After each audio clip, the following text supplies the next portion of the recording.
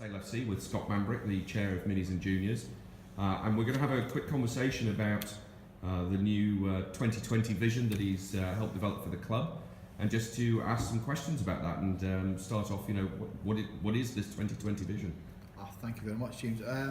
Well, the Sale FC 2020 vision is a collaboration of work between all the executive and myself and the coaches, and what we're trying to do is to develop Sale FC mini juniors in many areas.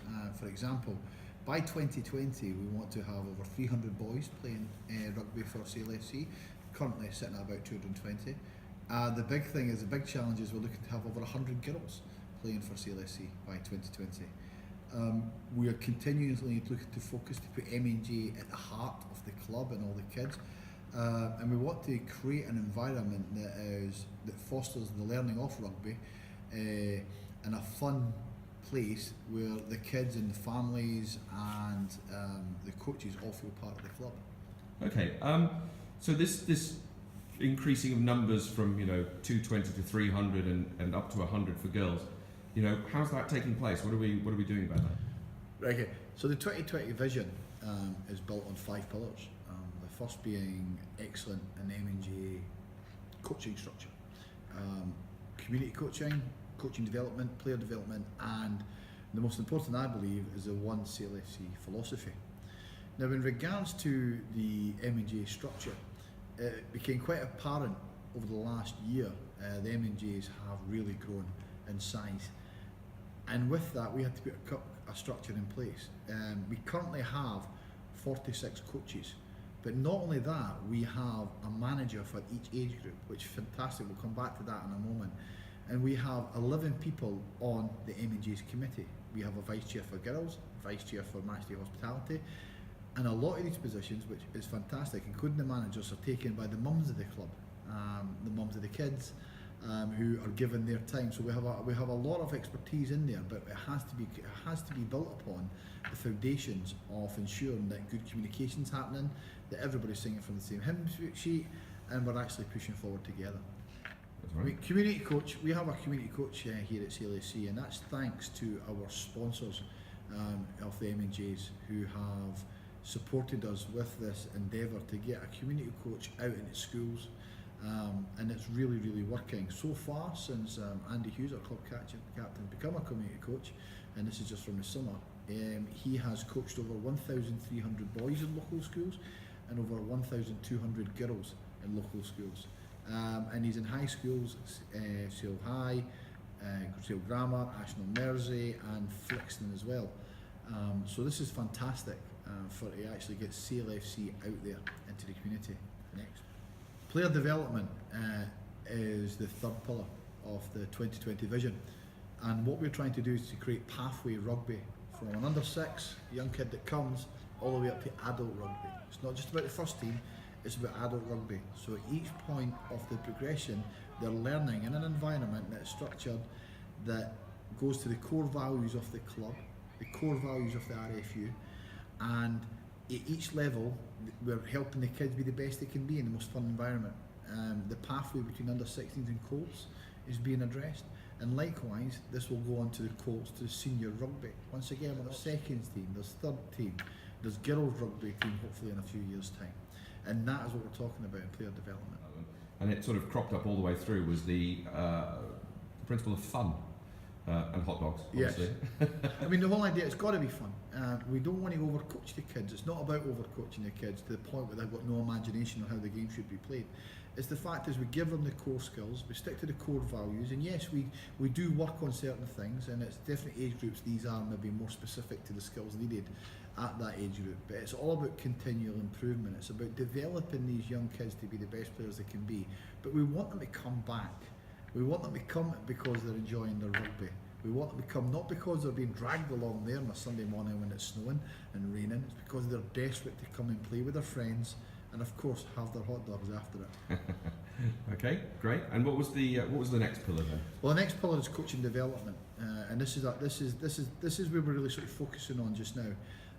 The coaches on a monthly basis are coming to sessions, training sessions, and they're also going on more RFU courses But the thing is as coaches, we must always develop. We don't know it all. Gone are the days when, you know, coaches will just go on one course and 10 years later they may think about going another one, or they never go on another one. It's continual knowledge sharing, it's continual improvement. And we'll set up a place where on a monthly basis the coaches of the club come together for either a practical session or a sit-down session where we're going round table discussing what we're doing and how we can improve the age groups going forward. And that is really, really important. We're also looking at peer reviewing as well, each coach, so we can share knowledge. We've had first team players coming down helping us. We've had Neil Briggs coming down. We've had a lot of the first team lads come down, helping the coaches, helping younger age groups. And that ties into the next point of what the 5 pillars are. Okay, brilliant.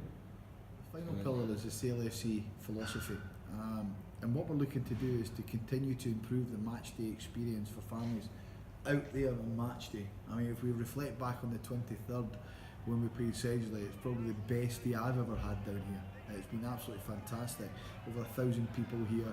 We introduced Tricky the Mutt with every kid in the ground with flags. It was absolutely amazing, and the families are buying into actually being part of the club and being part of the first team. More social events, and the New Year's Eve party sold out in a couple of weeks. We have a ladies' day coming up for all the mums on the 10th of March. We have a tour where we're looking to take 180 people from Sale on tour up to the north east. We're heading up to play Westoe. And of course, Trick of the Mutt. We've been getting a bit of publicity, probably more publicity than the club is elsewhere.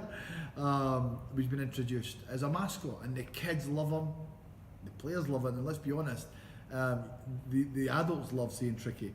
And the one club philosophy ties back into the first team supporting M&Js, increased social media presence.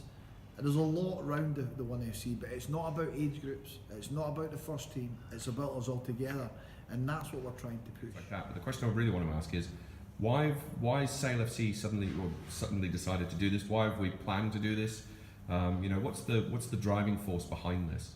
The first thing is the why question. Why are we actually doing this? Well, as a club, we're growing. The first team is getting successful and it's going up through the leagues. We're obviously the first team hoping to get up to the next league up. And what we've done is we looked at the way the M&Js were integrating into the club. And the club itself realises that the M&Js are the heart of the club. And we want to increase our numbers in regards to having more people to come along and enjoy the Sale FC experience and more kids to actually play rugby. Because we actually see that we need to develop our own kids. We need to develop our own players. And we've successfully recently had an ex-M&Js actually play for the first team and actually doing very well for the first team, young John Blanchard. And that gives us a lot of motivation within the club to try to get more of our own players coming through and more of our young kids aspiring to play for Sale FC. And that's the first thing. How we've actually decided to structure a 2020 vision is we realised the M&Js needed restructuring in a way that it could facilitate increased numbers, it could facilitate girls rugby, increased girls rugby, and it could then be seen as the M&Js coming to Hayward more, getting more involved, just like they have done in recent seasons, and more so as we just talked about in the 23rd. The problem we were having was that the M&Js were based down in Carrington because they actually originally got too big for here at Hayward Road for one pitch. We grew it from a few to many. So down at Carrington, so they were away from Sale. We now were trying to bring them back in, not so much for their training and other games, although they do get the chance to play down here on the hallowed turf. It's more about them coming down and being involved on match days and things like that. Okay, brilliant. Thanks very much.